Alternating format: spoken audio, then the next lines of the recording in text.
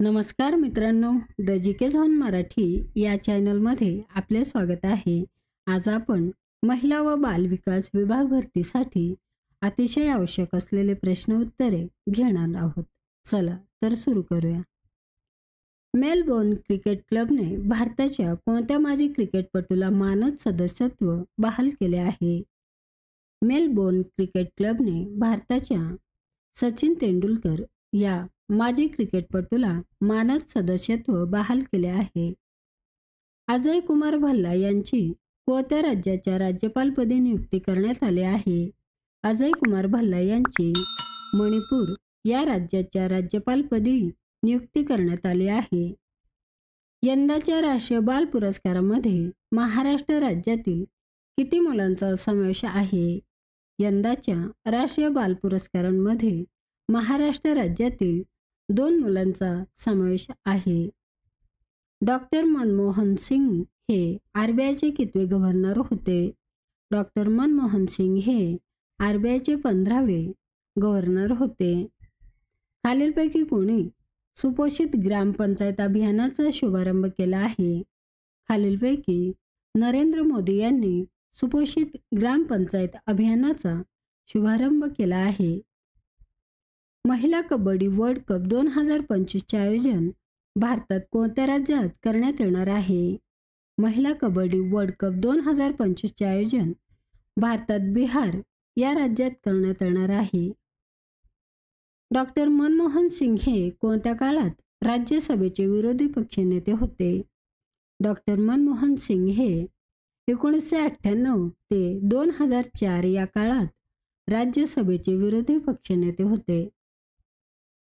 मनिका जैन यांची कोणत्या देशातील भारताचे राजदूत म्हणून निवड झाली आहे? मनिका जैन यांची मालडोवा या देशातील भारताचे राजदूत म्हणून निवड झाली आहे. कोणत्या नदीवर जगातील सर्वात मोठे धरण व जलविद्युत प्रकल्प उभारण्यास चीन देशाने मंजुरी दिली आहे?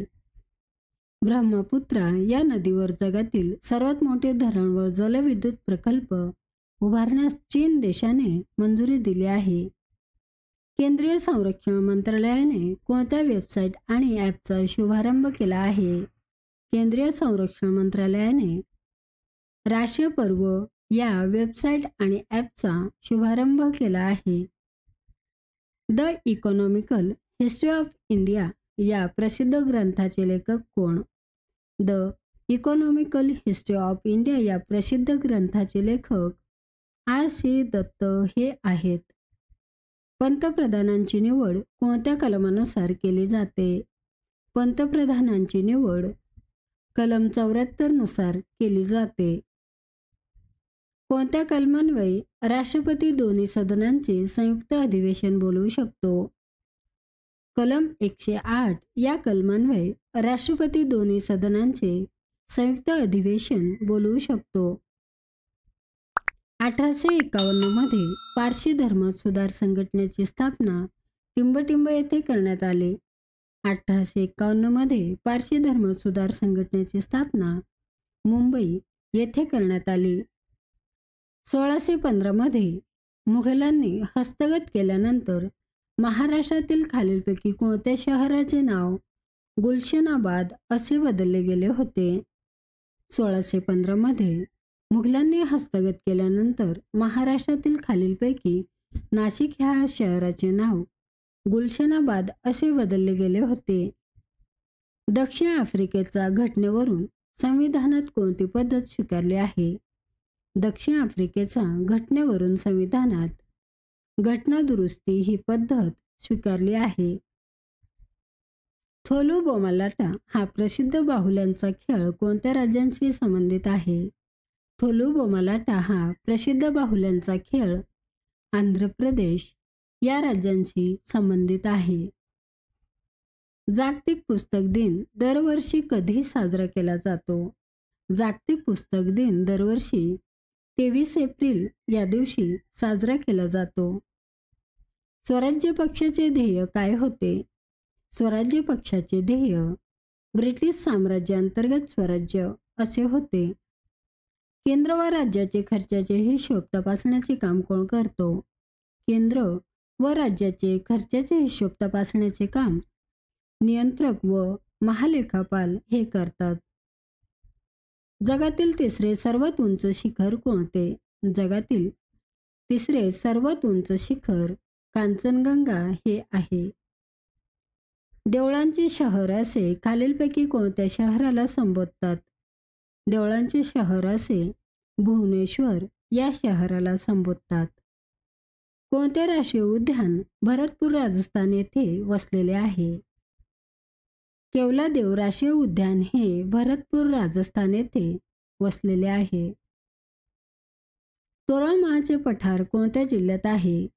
तोरामाचे पठार नंदुरबार या जिल्ह्यात आहे. राजीव गांधी यांच्या समाधीस्थळाचे नाव काय आहे? राजीव गांधी यांच्या समाधीस्थळाचे नाव आहे वीरभूमी. खालीलपैकी कोणत्या शास्त्रज्ञाने सिद्धांत मांडला की सूर्य आपल्या सूर्यमालिकेच्या केंद्रस्थानी आहे? खालीलपैकी कोपर्निकस या शास्त्रज्ञाने सिद्धांत मांडला की सूर्य आपल्या सूर्यमालिकेच्या केंद्रस्थानी आहे. आझाद हिंद सेनेचे ब्रीदवाक्य कोणते? आझाद हिंद सेनेचे ब्रीदवाक्य आहे विश्वास, एकता, बलिदान. पुढील वाक्याचा बरोबर असलेला पर्याय निवडा. घरातल्या वातावरणात तिचा कोंडमारा होतो. या वाक्याचा बरोबर असलेला पर्याय आहे घुसमट होणे. मुसळाला अंकुर फुटणे म्हणजे काय? मुसळाला अंकुर फुटणे म्हणजेच अशक्य गोष्ट करून पाहणे. खालीलपैकी विशेषण ओळखा. खालीलपैकी विशेषण आहे ढगाळ. खालीलपैकी जोड शब्द नसलेला शब्द ओळखा. जोड शब्द नसलेला शब्द आहे पूर्वनियोजित. कन्या हा कोणत्या प्रकारचा शब्द आहे? कन्या हा तत्सम या प्रकारचा शब्द आहे. आतड्याला पीळ पडणे या वाक्यप्रचाराचा योग्य अर्थ कोणता होईल? आतड्याला पीळ पडणे म्हणजेच दयेने कळवळणे. मित्रांनो, चॅनल आवडला असेल तर प्लीज नक्कीच सबस्क्राईब करा, व्हिडिओ लाईक करा. धन्यवाद.